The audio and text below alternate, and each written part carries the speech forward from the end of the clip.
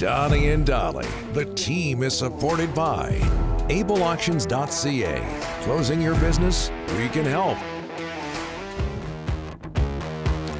All of our guests today are brought to you by Ron Toigos and Michael Bublé's Vancouver Giants. It's Thursday. Farhan standing by. The Giants kick off their 2023 first-round playoff series in Kamloops tomorrow. They return to the LAC for Game 3 on Tuesday, April 4th, next Tuesday, 7 p.m. Game 4, Thursday, April 6th, 7:30. Get your tickets now at vancouvergiants.com/tickets.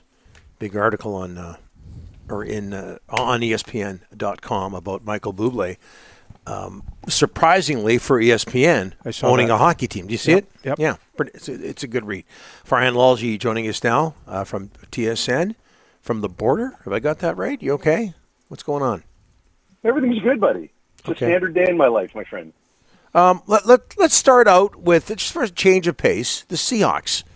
Bobby Wagner returns to Seattle from the Rams. Does that make sense to you, Farhan? Oh, totally. I mean, it's a massive area of need for the Seahawks. They weren't able to fix it last year, even when they were healthy. Jordan Brooks is a good player, and I think he's going to be a quality starting linebacker in the league, but he's obviously hurt. He's not going to be ready coming off the ACL to start next season.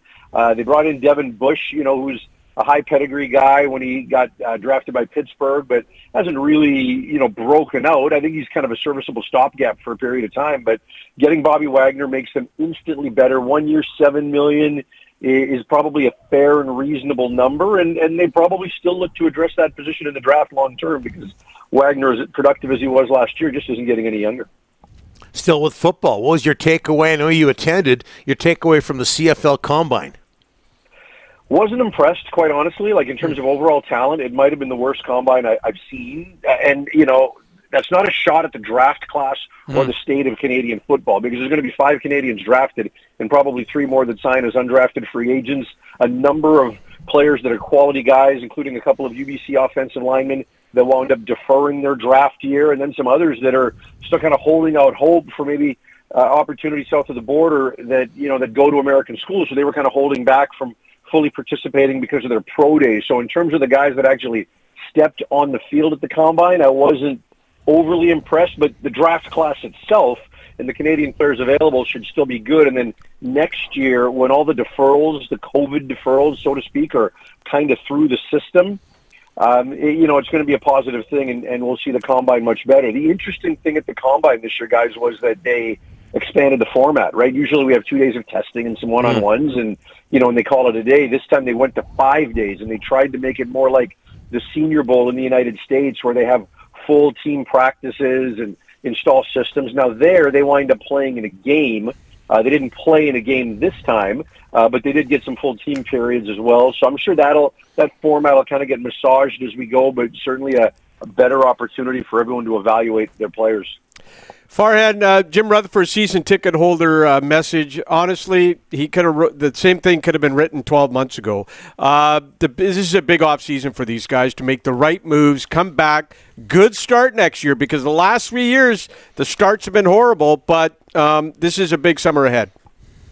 Well, it is, and the finish the last year was also good, and they followed it up with a bad start. So that can't happen again, right? Like, they've got to be able to follow it up. If this whole thing was going to be worth it, that they lose draft position, they've got to get better. And Rick Tocchet talks about the summer all the time. So for so many players, it's a big deal to get things started off on the right foot. They can't get behind the 8 ball again. And all they've done for 20 games is sell hope. They got to deliver on that hope at the start of next season.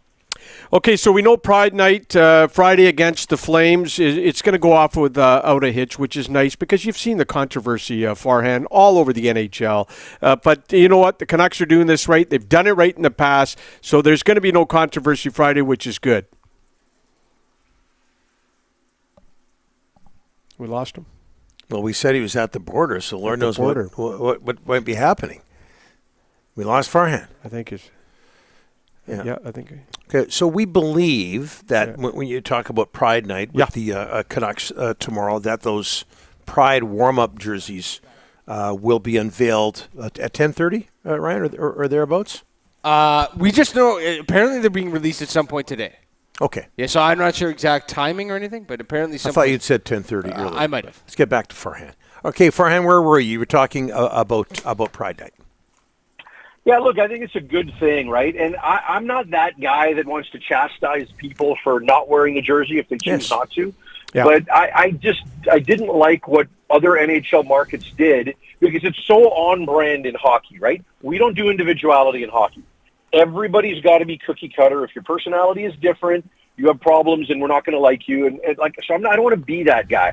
I would love to think that everybody wants to take part because it just is a way to say, you know what, everyone's welcome. That's all it is, right? And I do believe there's a lot of hypocrisy in some of the statements by people who choose not to do it because on one hand they say, you know, we accept you, but on the other hand you're saying my religion doesn't allow it or what have you. So I think there's a bit of that in those things. I'd rather guys just choose not to wear them if they don't want to wear them and not come up with something like that that opens themselves up to criticism because it might be a little bit phony, but when the league goes, or when a team or the league says, oh, okay, well, New York's not going to wear theirs, Chicago's not going to wear theirs, now you're taking away the opportunity for some organizations and the majority of players who want to be inclusive. And if, let's say for the sake of argument, Kuzmenko decides not to wear a jersey, and I'm not saying that's going to happen, but let's say he did. I have no desire to criticize him. But as an organization, you know, we were worried because they hadn't released the jersey, right? And last year was 4 days before they released it. And this time it was closer to the time than that, right? And I think people were worried that in a community where you know LGBTQ is quite alive and vibrant and well, you just can't do that here, right? Like, and really you shouldn't want to do it anywhere. So the Canucks couldn't afford to take a step back. And the sad part is that we spend so much time this time around focusing on who isn't when we really should be celebrating who is. So I'm really glad the Canucks just went ahead and did it because that really is the simple decision and the right decision. No, I totally agree, Farhan. I mean, that the night with Philadelphia, everybody focused on Ivan Provorov, and he was the first player to do that, to not wear the jersey, to not take part in the warm-up. Meanwhile, they had their Pride night, and everything was positive, and everybody focused on the negative and him. And I didn't think that was right, and on it went from there. Hey, what have you noticed about the Canucks? I know they had a stinker in St. Louis, but what have you noticed with the Canucks from a positive point of view since Rick Tocchet took over? Look at you, Donnie, focusing on the positive. I like it. Always. I know it's hard with Rick next to you. Always. Hey, honestly, look, it's what we've been talking about for a while, and that's that they've played with structure. And this isn't about Thatcher Demko, you know, bailing them out and things like that. When they had success a year ago, this is a team that generally has been able to get better at details. Right, some of their best players who were maybe struggling are now playing some of their best hockey.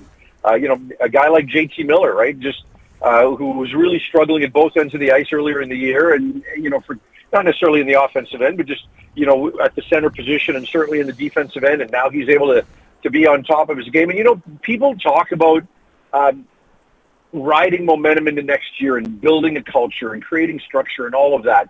I'm not sure how much of that I buy. I'm not sure how much carryover there is. Here's what I do think, though. You're going to get a ton of players who individually feel really good about where their game is at and what their place is, not just in the organization, but in the league, right? Like, you're going to be able to end this season with people in the background talking about Quinn Hughes as maybe a guy that should be talked about for the Norris Trophy. Elias Pettersson, who next year could be, he could finish second in the league in 5-on-5 points, right? And a guy that's completely put himself back into superstar status can take that in with him individually next year. JT Miller, the questions about defensive awareness and play on from his thought process going in next year. And there's things for Demko getting his game back. I don't know how much of that had to do with Tocchet, but the better structure around him certainly put Demko in an advantageous position when he came back from injury, that he wasn't having to stand on his head all the time. A PK, like, there's just little things like that, individuals in certain aspects of the game where those things can feel really good going into next season. And I think that matters. I think that has a chance to resonate and carry over, even if the overall culture might be a little bit overplayed. Okay, I'm just getting a text message from the border. State Trooper Smith wants a word with you in a room. Okay, friend. Thanks for this. Safe travels, my friend. All right, see you guys later.